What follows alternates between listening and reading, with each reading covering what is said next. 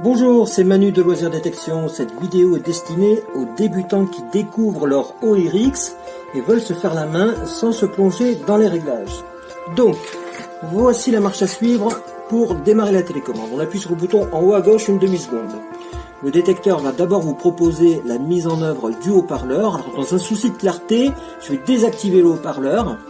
Et ensuite, on va voir sur la télécommande la LED clignoter une petite dizaine de fois.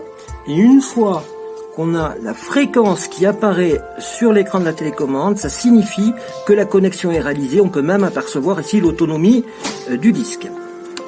Sur la partie supérieure, nous avons donc l'indication du programme sélectionné. Vous avez deux programmes de recherche d'ordinatif, programme numéro 1 et numéro 2.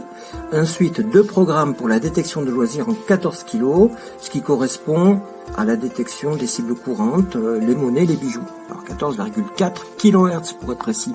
Et pour sélectionner un programme, accessoirement, on passe de l'un à l'autre avec la touche dièse. Alors, je vais me mettre sur le programme numéro 4, qui est celui le plus adapté à la détection de loisirs. Ensuite, vous avez sur la partie centrale de l'écran un affichage qui correspond à la mesure de la minéralisation du sol et à sa compensation. Alors les réglages de base, ils conviennent à plus de 90% des situations où on n'avait pas à les modifier pour débuter. Ensuite, nous avons sur la ligne inférieure trois différentes fonctionnalités correspondant aux trois touches du clavier ici présentes. Donc les trois lignes plus correspondent à la configuration du détecteur, trois lignes correspondent au réglage du détecteur, réglage les plus fins, modifiable avec les touches plus moins, et la touche dièse correspond donc à la modification du programme.